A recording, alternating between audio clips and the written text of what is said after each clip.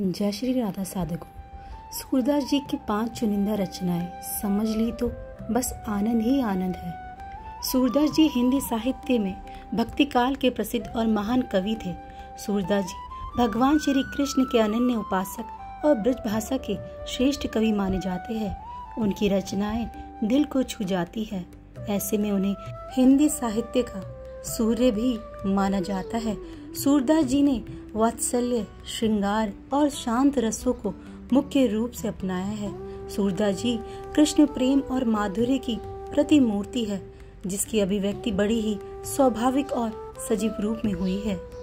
पहली रचना है अब हो नाचियो बहुत गोपाल, काम क्रोध को पहिर चोलना, कंठ विषय की माल, महामोह के नुपुर बाजत, निंदा शब्द रसाल, भरम भयो मन भयो पखावज, चलत कुसंगति चाल, तृष्णा नाद करती घट अंतर, नाना विध ते ताल, माया को कटी फेटा बांधियो, लोभ तिलक दियो भाल, कोटिक कला काछी दिखराई, जल थल सुधी नहीं काल, सूरदास की सभी अविद्या, दूरी करो नंदलाल।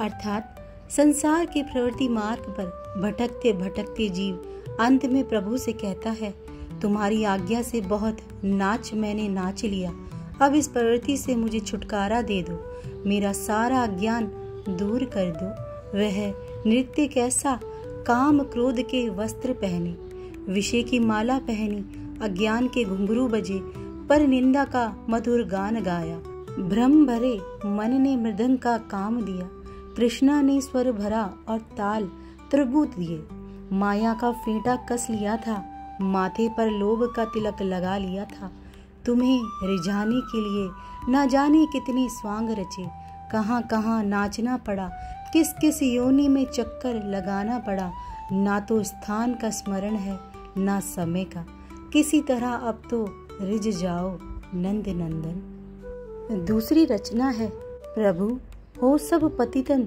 को राजा, पर निंदा मुखपुरी रहियो जग, यह निशान नित बाजा, तृष्णा देसुरु सुभट मनोरथ, इंद्रियां खड्ग हमारे, मंत्री काम कुमुत देवे को, क्रोध रहत प्रतिहारे, गज अहंकार चढ़ियो दिग्विजयी, लोभ छत्र धरी सीर, फौज असत संगति की मेरी, ऐसो हो में ईश मोह, मदे बंदी गुण गावत, मागध दोष अपार, सुर पाप को गढ़ दृढ़ कीने, मोहकम लाए किवार। अर्थात यहाँ बड़े पापी की राजा से तुलना की गई है, पर निंदा ही राजमहल के द्वार पर नौबत का बजना है।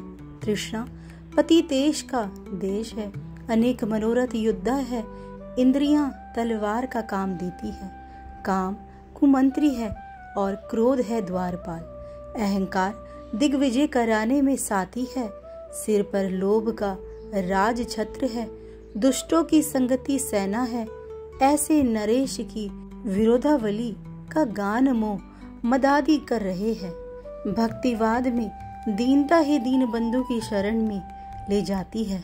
तीसरी रचना है अब के माधव मोहि उधारी, मगन हो भव अम्भु निधि में, कृपा सिंधु मुरारी, नीर अति गंभीर माया, लोभ लहरी तरंग, लिए जात अगाध जल में गहे ग्रह अनंग, मीन इंद्रियां अति ही काटती, मोट अग सिर भार, पगना इत उत धरन पावत, उर्जी मोह सिबार, काम क्रोध समेत तृष्णा, पवन अति झकझोर, नाही चितवत देत, तियसुत नाम नौका और, थक्यो बीच बिहार बेहुवल सुनहो करुणा मूल, श्याम बुझ गई काड़ी डरहो सुर ब्रज के कूल। अर्थात संसार सागर में माया अगाध जल है, लोभ की लहरें है, काम वासना का मगर है, इंद्रियां मछलियां हैं और इस जीवन के सिर पर पापों की गठरी रखी हुई है। इस समुद्र में मोह सवार है, काम क्रोध आदि की वायु झकझोर रही है, तब एक हरि नाम की नौका ही पार लगा सकती है, पर स्त्री तथा पुत्र का माया मोह उधर देखने ही नहीं देता। भगवान ही हाथ पकड़कर पार लगा सकते हैं। चौथी रचना है कब तुम मोसो पतित उधार। पतितनी में विख्यात पतित हो पावन नाम तिहारो। बड़े पतित पा संगो नाही अजमील कौन विचारो। भाजे नरक नाम सुनी मेरो जमनी दियो हटि तारो। शूद्र पतित तुम तारी रमापति जे जो करो जनी गारो। सुर पतित को ठोर कहूँ नाही हे हरि नाम सहारो। अर्थात जो पुण्य करता है वह स्वर्ग पर जाता है। मैंने कोई पुण्य नहीं किया, इससे स्वर्ग जाने का तो मेरा अधिकार है ही नहीं। अब रह गया नरक, मगर नरक भी मेरे महान पापों को देखकर डर गया है। वहाँ भी प्रवेश की अनुमति नहीं है। अब कहाँ जाऊं? अब तो नाथ तुम्हारे चरणों का ही अवलंब है, सो वहीं थोड़ी सी जगह कृपा कर दे दो ना।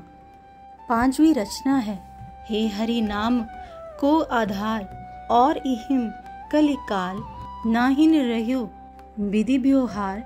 नारद आदि सुखादि संकर कियो यह विचार। सकल श्रुति दधि मतत पायो तोई घृत सार। दसहूं दिसे गुण कर्म रोक्यो मीन को ज्यों जार। सुर हरि को भजन करते ही गयो मिटी भव भार। अर्थात हरि भजन ही मुक्ति का सर्वोच्च और तत्काल फलदायक साधन है।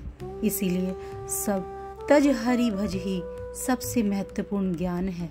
इसलिए हे साधकों, निरंतर नाम जप करते रहे और प्रभु के धाम में प्रवेश पाते रहे। जय श्री राधा, जय श्री हरिवंश।